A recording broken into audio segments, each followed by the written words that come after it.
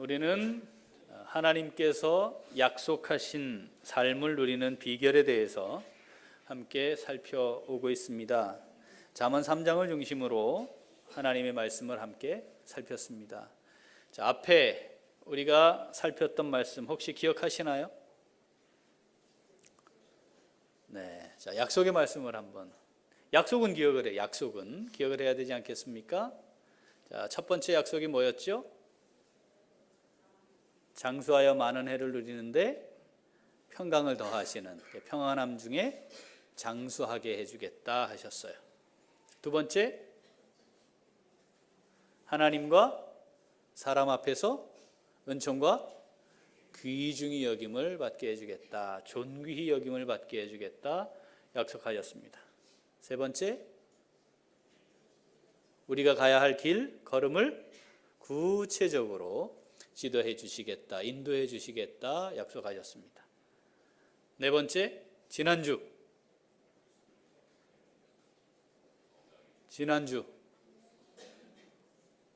우리 몸에 하나님이 주시는 양약이 만들어져서 우리를 강건하도록 건강하게 지켜주시겠다, 골수를 윤택하게 해주시겠다 하셨습니다. 자, 그리고 이제 오늘 다섯 번째 우리가 살펴보게 될 하나님이 우리에게 주신 약속의 말씀. 자, 3장 10절 같이 한번 읽어봅니다. 그리하면 내 창고가 가득히 차고 내 포도즙 틀에 새 포도즙이 넘치리라. 아멘. 창고가 가득히 차고 수확할 것이 많아지게 해주시겠다는 거죠. 많은 것을 지닐 수 있게 해주시겠다, 보존할 수 있게 해주시겠다, 보호해 주시겠다, 이런 말씀이죠. 또 하나는 포도즙 틀에 새 포도즙이 넘치겠답니다. 자, 당신은 포도를 수확하면 즙을 만들어 보관했단 말이죠. 그런데 새 포도즙이 넘친다는 말은 뭐가 계속되겠다는 거예요? 새로운 포도를 계속해서 결실을 하도록 하나님이 해주시겠다 약속입니다. 이미 창고에도 가득히 차고 계속해서 새로운 것들을 하나님이 채워주시겠다는 거죠. 단순히 무엇을 많이 지니게 되었다는 것만을 의미하는 게 아니고, 당시의 포도즙 틀에서 포도즙을 생산하는 것은 일종의 축제와 같은 것이었습니다. 개인이 하는 것이 아니고 큰 틀을 만들고 거기에 포도를 넣고 많은 사람이 들어가서 그것을 밟았어요. 밟아서 으깨지면 그 부유물들, 잔유물들은 남고 즙이 옆으로 이렇게 흘러 넘치도록 그걸 따로 모았습니다. 해본 일이 없죠? 우리가 본 적도 없죠? 한번 보겠습니다. 이런 거였습니다. 지금은 사용하지 않으니까 저기 흙이 있지만 돌이에요. 돌을 저렇게 파서 자, 깨끗하게 씻은 후에 저기에 포도를 쏟아넣고 사람들이 들어가서 밟으면 그 즙이 흘러 내려오죠. 요것보다 조금 소규모인데 조금 더 안전한 게 요겁니다. 사람이 들어가 밟으면 그 관을 따라서 즙이 흘러나오고 그걸 모았습니다. 저것을 할 때는 어떻게 모든 사람들이 축제처럼 기뻐하며 노래도 부르면서 마치 우리가 예전에 추수할 때에 잔치를 하는 것과 같은 그런 의미를 가지는 거였습니다.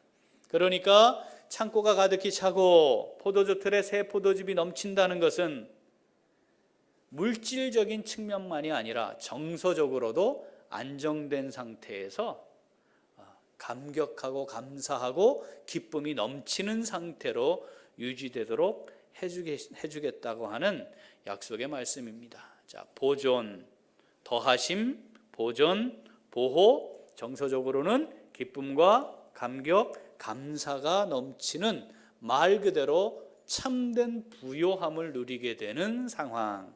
이것이 창고가 가득히 차고 포도즙 틀에는 새 포도즙이 넘쳐나리라 하는 약속의 말씀입니다. 실제로 우리가 성경을 읽어보면 하나님이 이렇게 우리에게 많은 부분들을 약속하셨습니다. 자, 구약이 마지막 시기에 접어들었고 이제는 더 이상 선지자가 일어나지 않을 마지막 때 중간사가 시작되는 시점에 세워졌던 선지자 누구죠? 말라기입니다. 그렇죠? 포로에서 귀환했지만 이제는 새롭게 일어난 헬라 제국에 의해 또 이후에는 로마 제국에 의해 주권을 잃어버린 채 식민지로 살았던 이스라엘의 역사입니다. 그때 마지막으로 이제 하나님이 세우신 선지자 말라기를 통해서 구약 전체를 정리하며 하나님이 어떤 분이신지를 알아야 할 것에 대해 말씀하세요. 자, 말라기 3장 10절부터 한번 읽어보겠습니다. 만군의 여호와가 이르노라 너희의 온전한 11조를 창고에 들여 나의 집에 양식이 있게 하고 그것으로 나를 시험하여 내가 하늘 문을 열고 너희에게 복을 쌓을 곳이 없도록 붙지 아니하나 보라. 자, 11조는 이스라엘 공동체를 유지하는데 꼭 필요한 것이었습니다. 11조를 어디에 드렸죠? 성전에 드렸습니다. 매 3년 끝에 드리는 11조는 창고에 모아드렸습니다. 그래서 이스라엘 전체가 하나님을 예배하는 공동체로서 유지되도록 하는 데에 11조는 반드시 하나님께 드려져야 하는 것이었습니다. 그런데 11조의 의미가 뭐죠? 하나님이 나를 살게 하셨습니다. 하나님이 지금 나를 살리고 계십니다. 하나님이 앞으로도 나를 살게 하실 것입니다. 이 모든 것들은 하나님이 내게 더하신 것이고 이것의 주인은 하나님이십니다. 이것의 고백이 11조였단 말이죠. 그런데 이것이 드려져야만 성전도 유지가 됐고 레위인들도 유지가 됐고 창고에 드려진 3년 끝에 드리는 것을 통해 가난한 자들의 생존을 유지함으로써 공동체가 유지되는 것이었어요.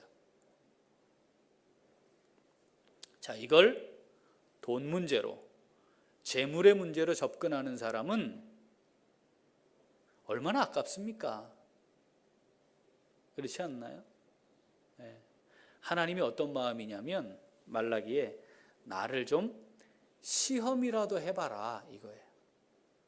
내가 진짜 너희들에게 한 것처럼 약속한 것처럼 하나 하지 않나? 야, 한번 시험이라도 좀 해봐라.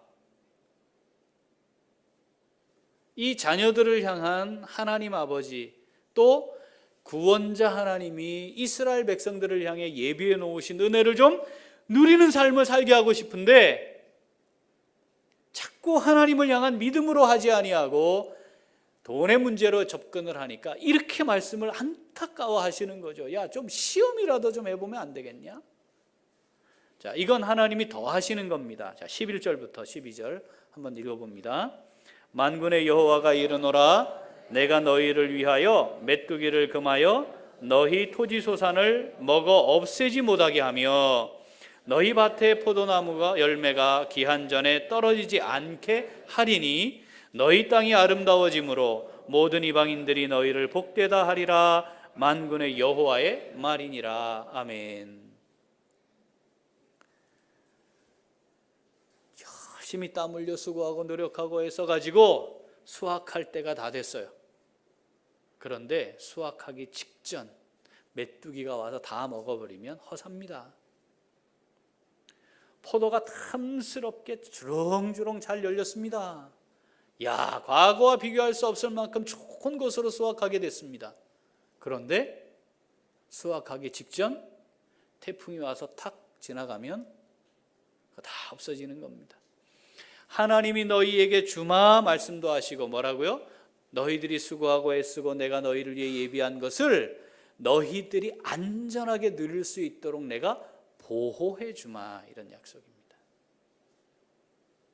빌립보서 4장 신약에 와서는 이 부분을 반복해서 또 말씀을 하시는데 조금 더 현실적으로 말씀하세요. 자, 빌립보서 4장 15절부터 읽습니다. 빌립보 사람들아 너희도 알거니와 복음의 시초에 내가 마게도냐를 떠날 때에 주고받는 내 일에 참여한 교회가 너희 외에 아무도 없었느니라. 데살로니가에 있을 때에도 너희가 한 번뿐 아니라 두 번이나 나의 쓸 것을 보내었도다. 내가 선물을 구함이 아니요 오직 너희에게 유익하도록 풍성한 열매를 구함이라. 내게는 모든 것이 있고 또 풍부한지라. 에바브로 디도편에 너희가 준 것을 받음으로 내가 풍족하니 이는 받으실 만한 향기로운 제물이요 하나님을 기쁘시게 한 것이라. 나의 하나님이 그리스도 예수 안에서 영광 가운데 그 풍성한 대로 너희 모든 쓸 것을 채우시리라. 아멘. 하나님이 그리스도 예수 안에서 영광 가운데 그 풍성한 대로 너희 쓸 모든 것을 채우시리라. 하나님의 약속입니다. 고린도후서 9장 8절 읽어보지요. 하나님이 능히 모든 은혜를 너희에게 넘치게 하시나니 이는 너희로 모든 일에 항상 모든 것이 넉넉하여 모든 착한 일을 넘치게 하게 하려 하심이라. 아멘. 모든 은혜를 우리에게 넘치게 주시는 이유, 주실 거예요. 이유는 왜 그렇게 하신다고요? 모든 일에 넉넉하여서 하나님이 하고자 하시는, 또 하나님이 이루고자 하시는 그 착한 일들을 넘치게 이루게 하시려고 하나님 우리에게 더하시겠다는 겁니다. 하나님이 만물의 주인이십니다. 마음만 먹으면 하나님은 하실 수 없는 일이 없기에 마음만 먹으면 우리에게 무엇이든지 하실 수 있기에 약속하시는 거예요. 하나님은 시건치 않으시는 분이기 때문에 말씀하신 것은 반드시 이루시는 분이시기에 믿음이 연약해질 수 있는 우리들을 향해 계속해서 이 부분을 반복해서 말씀하시는 거지요. 약속하시는 겁니다. 우리에게 채우시는 분, 더하시는 분, 보호하시는 분, 끝까지 그것을 누리게 하시는 분, 하나님이신 줄 믿습니다. 하나님이 원하시면 창고에 가득히 채우게도 하시고 날마다 새로운 포도즙으로 넘치게 하실 수 있습니다. 하나님이 우리에게 그걸 하겠다고 약속하셨습니다. 하나님의 방법으로 하실 수 있는 거죠. 지난주에 전도사로 사역하는 우리 전도사님 한 분과 이야기를 좀 하게 됐는데 30대 초반에 아이가 둘이고 이제 전도사로 사역을 하고 있고 집은 원룸에서 그리고 10년 된 오래된 승용차를 가지고 있고 사모님도 일을 해야 하고 그래봐야 최저 생계 수준 아니겠습니까? 우리가 뻔히 보이죠. 그런데 그 교회가 아마 건축을 하게 됐는지 작정헌금을 하게 됐답니다. 그런데 전도사니까 참여를 안 할 수가 없어서 부부가 앉아가지고 어떻게 할까 하다가 헌금을 작정을 하고 그랬는데 사모님이 독감에 걸려가지고 너무 심해서 병원에 입원을 하게 됐대요. 두 아이는 어떻게 해요? 도우미를 쓸 수밖에 없었답니다. 그러니까 현실적으로 보면 정말 너무너무 힘들고 어려운 상황에 부딪히게 된 거죠. 이제 이렇게 됐으니 어쩔 수 없이 지금 얼마 들어가지 않았지만 소액이지만 적금을 깨야 우리가 지금 생활이 유지될 것 같다 하고 부부가 앉아서 적금을 정리합시다 하고 결정을 하고 이제 금요일이에요. 이제 깨서 해야 되는 게. 수요일 저녁 예배를 마치고 집으로 돌아가는데 신호대기를 하고 있는데 갑자기 뒤에서 쿵 하더랍니다. 뒤에 차가 받은 거예요. 내려보니까 BMW 700 시리즈니까 1억 원이 넘는 차입니다. 그 차가. 그런데 한 60대쯤 된 아저씨가 급히 내리셨는데 조수석에 타고 있는 여자분은 얼굴을 가리고 막 어떻게 이렇게 여자들 특히 어떻게 뭐 이런 거 있잖아요. 그죠? 그러고 계신데 안 내리고 있고. 근데 이 남자분이 딱 내려서 보니까 범퍼가 조금 우그러졌어요. 그런데 이 남자분이 굉장히 당황하셔가지고 괜찮냐고 애들도 타고 있었는데 괜찮냐고 그러더니 이거 신고만 하지 말아달라고.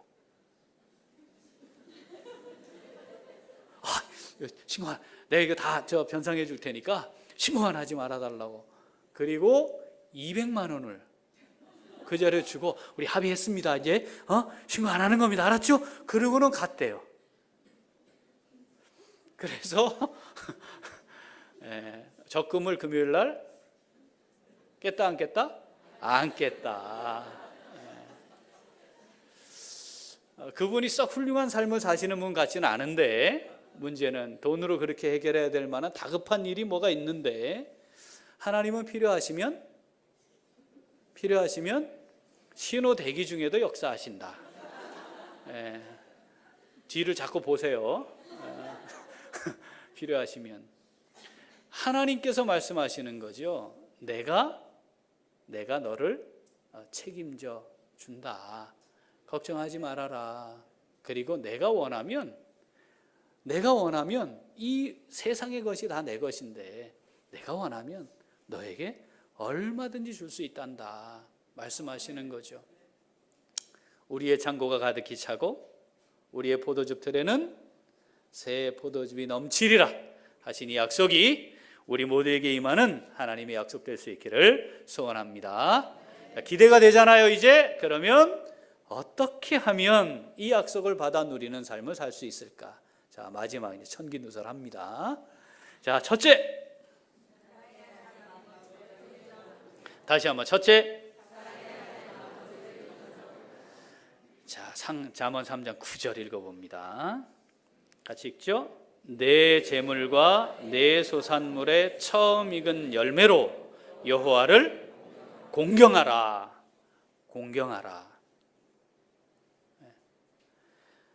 아버지 하나님을 인정하는 행위. 그 뭐예요?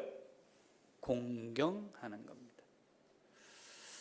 자, 하나님 아버지 이렇게 불렀다면 하나님은 아버지가 되시고 나는 뭐가 되는 거예요? 자식이 되는 거잖아요. 아버지가 되셨고 나는 자식입니다. 아버지는 아버지의 역할이 있고 자식은 자식의 역할이 있는 거죠. 자, 마태복음 7장 11절 읽어보겠습니다. 너희가 악한 자라도 좋은 것으로 자식에게 줄 알거든 하물며 하늘에 계신 너희 아버지께서 구하는 자에게 좋은 것으로 주시지 않겠느냐. 자, 하나님 아버지는 자녀인 우리들에게 어떻게 좋은 것으로 주려고 하시는 거예요. 여기에 약간의 차이가 있을 수 있는 것 알죠? 내가 원하는 것과 좋은 것이 가끔 다를 수 있다. 자, 하나님은 우리에게 좋은 것을 주고자 하신다. 근데 얼마만큼 그 마음이냐? 로마서 8장 32절 읽어보겠습니다. 자기 아들을 아끼지 아니하시고 우리 모든 사람을 위하여 내주시니가 어찌 그 아들과 함께 모든 것을 우리에게 주시지 아니하겠느냐. 아멘. 아멘입니까? 진짜입니까? 아버지 하나님이 얼마나 우리에게 좋은 걸 주고 싶으신가 하면 우리가 원하기도 전에 아들이신 예수 그리스도를 십자가에 못 박아 죽일 만큼이에요. 아무것도 아까워서 주지 못할 것이 없는 마음, 그게 아버지 하나님이 자녀인 우리들을 향한 지니고 계시는 마음입니다. 자, 그러면 우리에게 나타나야 하는 지극히 당연한 반응은 그 아버지를 동일하게 사랑하고 진심으로 감사하는 거죠. 아버지가 하셨습니다 라는 사실을 인정하는 거예요. 욥은 고통 중에 있으며 이렇게 고백을 했습니다. 1장 21절 읽어보죠. 이르되 내가 모태에서 알몸으로 나와 싸운즉 또한 알몸이 그리로 돌아가올지라. 주시니도 여호와시오 거두시니도 여호와시오니 여호와의 이름이 찬송을 받으실지니이다 하고. 아멘. 주신 이가 여호와십니다. 우리 알몸으로 와서 지금 입고 있는 거, 살고 있는 거, 지금까지 지내온 거, 앞으로 지내게 될 것, 살아가게 될 것 누가 주시는 거예요? 하나님 주시는 겁니다. 아버지가 주시는 겁니다. 맞습니까? 내가 수고했잖아요. 내가 노력한 거 아니에요? 내가 열심히 공부했기 때문에 된 거 아니에요? 다른 사람은 놀고 쉴 때 나는 쉬지 않고 놀지 않고 일했기 때문 아닙니까? 주신 이도 여호와시요 거두시는 이도 여호와 하나님 아버지이십니다. 이걸 인정해야 합니다. 그러면 그걸 인정하는 하나님의 자녀들을 향해 아버지는 어떻게 하신다고요? 창고가 가득히 차도록 채우시고 포도즙 틀에는 새 포도즙이 넘치게 더하여 주시고 그걸 잘 누리며 살 수 있도록 보호해 주겠다 약속하시는 겁니다. 사랑의 하나님 아버지, 내게 더하여 주신 하나님 아버지, 지금까지 나를 인도하신 하나님 아버지, 앞으로도 나를 인도하실 이 사랑의 하나님 아버지를 내 삶의 주인으로 인정하고 고백하는 믿음의 성도들 우리 다 될 수 있기를 소원합니다. 아멘. 자, 이 약속을 받아 누리는 삶. 자, 그 비결은 둘째. 한 번 더 둘째. 삶의 열매로 아버지를 공경합니다. 자, 그 내게 더하여 주시는 분, 채워 주시는 분, 인도해 주시는 분, 보호해 주시는 분, 누리도록 하시는 분. 자, 그 아버지 하나님을 인정하는 사람들에게 나타나는 자연스러운, 당연히 나타나는 열매는 공경하는 겁니다.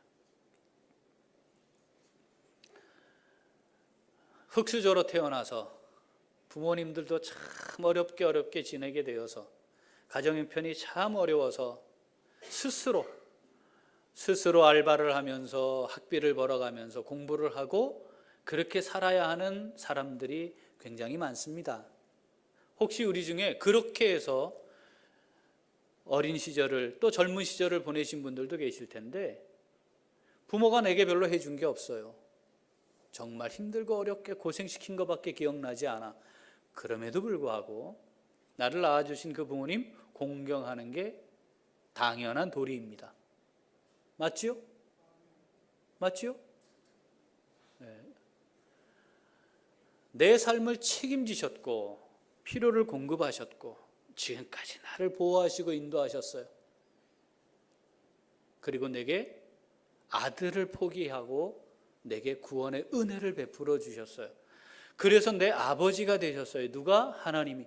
이 사실을 인정하면 공경하는 것이 마땅하고 또 마땅합니다. 내가 정말 아버지 하나님을 어떻게 받아들이고 이해하며 고백하고 있는가? 뭘 보라? 내가 그 아버지를 공경하고 있는가를 보면 되는 거죠.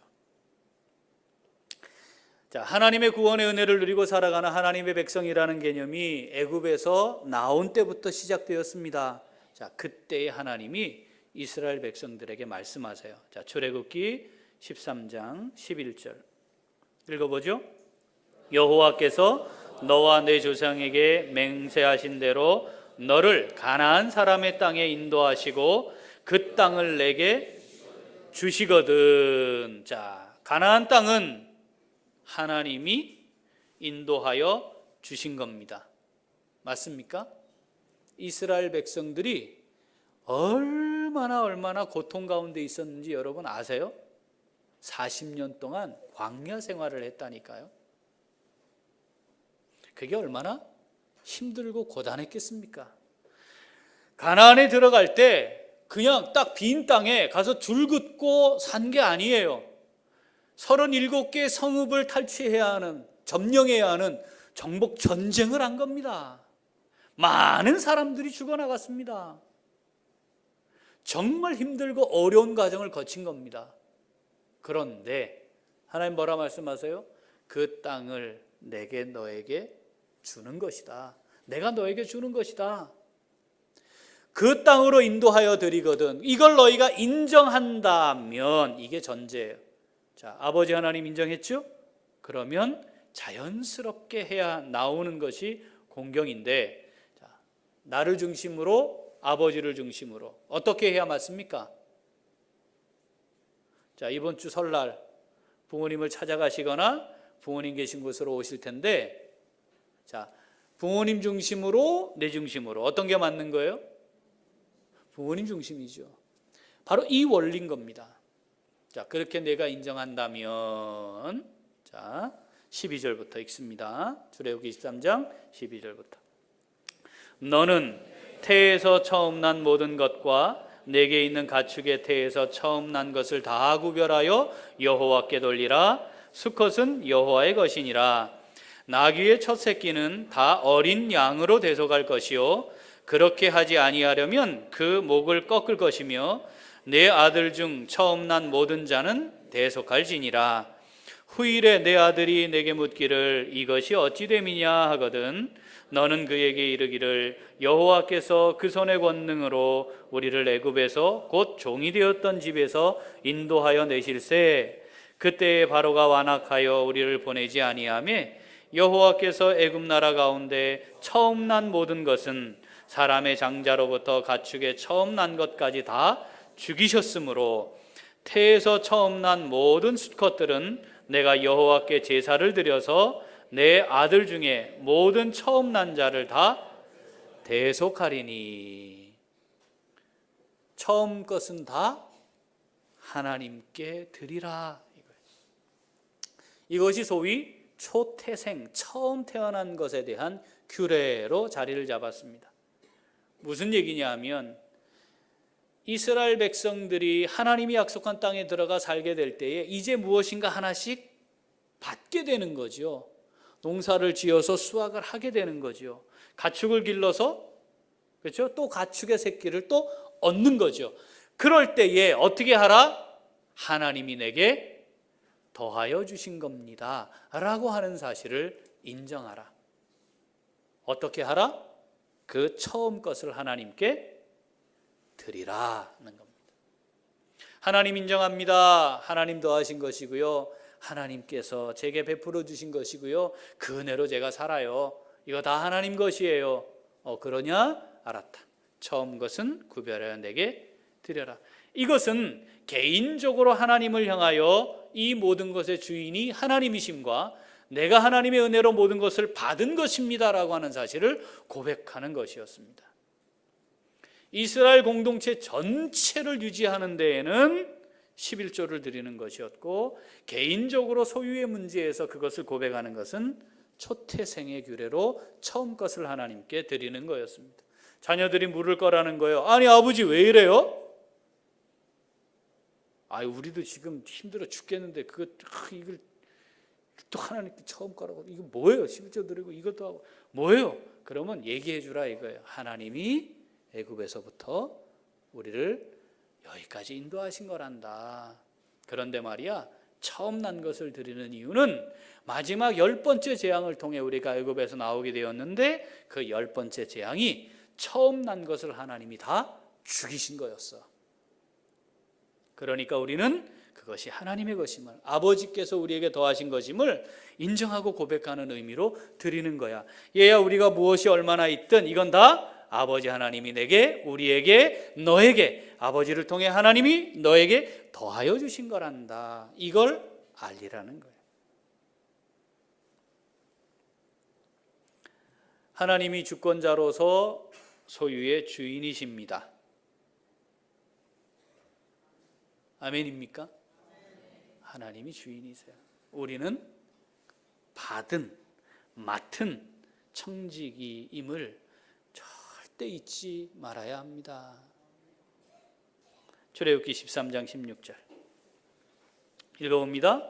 이것이 내 손의 기호와 내 미간의 표가 되리라. 이는 여호와께서 그 손의 권능으로 우리를 애굽에서 인도하여 내셨음이니라 할지니라. 아멘. 내가 마음에 새기고 있어야 합니다. 그 사실을 마음에 새기고 있어야 합니다. 하나님이 나를 인도하여 내셨다. 하나님이 내게 구원을 베풀어 주셨다. 하나님 지금까지 나를 살게 하신 것입니다. 2년 전 총회에서 헌법 개정안에 교인의 권리, 자격을 가지게 되는 부분에 개정안의 내용이 하나 있었어요. 그게 뭐냐면 11조를 드리지 않는 사람에겐 교인의 자격을 부여하지 말자. 여러분 어떻게 생각하십니까? 자, 동의. 11조를 내지 않으면, 드리지 않으면 교인의 자격이 없다. 동의. 한 분 계시네. 자, 찬성 한 분. 반대. 또 한 분도 없고. 이거 어떡하나? 저는 그 말에 전적으로 찬성했습니다. 바뀌어야 된다. 자, 문제는 말입니다. 교회가 하나님의 주인됨에 대해 제대로 가르치지 않으면서 자꾸 헌금을 강조했단 말이에요. 그래서 하나님을 거지로 만들었어요. 하나님 거지 아니거든요. 하나님 거지에게 드리듯이 적선하는 거 하나님 그거 모욕하는 짓입니다. 그건 하지 마세요. 그러나 하나님이 정말 내 삶의 주인 되심을 인정하는 그게 신앙의 기본 아니겠습니까? 기본. 그 기본이 안 되고 있는데 다른 게 잘 된다? 그거 말도 안 돼요. 있을 수 없는 일이죠. 저는 그거 찬성했어요. 그런데 결정이 안 되고 넘어갔어요. 많은 목사님들이 흥분하셨대요. 근데 저는 이해가 안 돼요. 왜 흥분하셨을까? 돈으로 생각했으니까 흥분한 거 아닌가? 돈 문제가 아니잖아요. 여러분 돈 문제입니까 이게? 돈 문제가 아닙니다. 하나님이 정말 나에게 구원의 은혜를 베푸신 분이라고 하는, 그것을 위해 예수 그리스도의 생명을 아낌없이 내어 주셨다라고 하는, 그리고 지금 내가 알몸으로 이 땅에 와서 하나님 더하신 것으로 내가 살고 있는 것이고 앞으로 남은 삶의 주권이 내게 있는 게 아니고 하나님께 있음을 고백하느냐의 문제다 이 말이죠. 왜 이게 흥분되어야 할 일일까? 창고가 가득히 차고 포도즙 틀에는 새 포도즙이 넘치리라. 우리가 아멘 하잖아요. 그죠? 그 아멘 하며 기대하는 바를, 하나님 약속하신 바를 반드시 이루실 텐데 그 약속을 이루는 비결이라 이 말입니다. 입장 바꾸면 내가 아버지인데 내가 부모인데 자식이 나를 공경하면 그 자식을 위해 뭐가 아깝겠습니까? 이 원리를 이해하라는 거죠. 고린도후서 9장 6절 7절 읽어보겠습니다. 이것이 곧 적게 심는 자는 적게 거두고 많이 심는 자는 많이 거둔다 하는 말이로다. 각각 그 마음에 정한 대로 할 것이요 인색함으로나 억지로 하지 말지니 하나님은 즐겨내는 자를 사랑하시느니라. 기쁘고 즐거운 마음으로 부모를 공경할 때 부모가 좋아하는 게 당연한 거 아닙니까? 여러분 이번 설에 그렇게 하실 거 아닌가요? 알아요. 다 인색하구나, 이거 억지로 하는 거구나, 다 알지 않습니까? 하나님이 그거 모르시겠어요?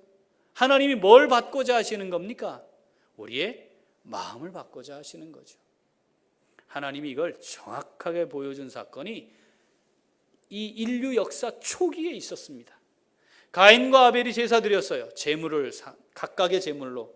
가인은 농사하는 자였기 때문에 수확물로 제사를 드린 거고, 아벨은 양치는 자였기 때문에 양의 새끼로 드린 겁니다. 이건 문제가 되질 않아요. 아직 피 흘림의 제사 제도가 없을 때니까 피 흘림 없는 제사였기 때문에 안 받았다. 그건 신학적인 해석인데 무리해요. 하나님이 더하여 주신 것에서, 삶의 영역에서 하나님 주신 걸로 드린 겁니다. 드린 거예요. 뭐가 문제였을까? 성경을 보면 가인은 땅의 소산으로 이렇게 표현되어 있습니다.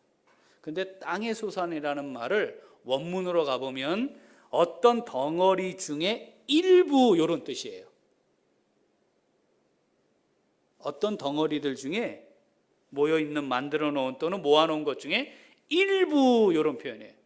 아벨은 양의 첫 새끼로 이렇게 표현합니다. 가인과 아벨이 마음의 문제가 있어서 하나님이 가인을 향해 내가 마음이 악했기 때문에 내가 받지 아니한 것이라 말했고, 히브리서에는 믿음으로 하지 않은 것이었기 때문에 하나님께 드려질 수 없었다 그랬잖아요. 제사는 드렸지만 하나님께 안 드려진 거예요. 드려질 수 없는 거예요. 황금 바구니를 돌리고 뭘 내게 해서 잔뜩 걷어도 하나님께 드려지지 않은 돈으로 운영되는 교회가 될 수도 있다는 겁니다. 하나님 기뻐하시지 않는 겁니다.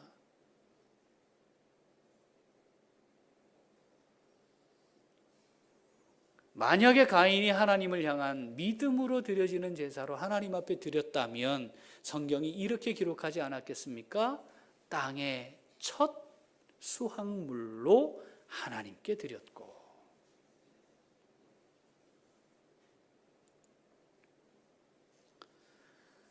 사랑의 아버지 하나님을 인정하는 하나님의 자녀들, 그 하나님 아버지를 향해 표현하게 되어 있습니다. 그게 지극히 당연한 겁니다. 하나님 그 마음을 받고 싶으신 거죠. 너의 삶의 열매로 나를 공경하라. 9절, 내 재물과 내 소산물의 처음 익은 열매로 나를 공경하라.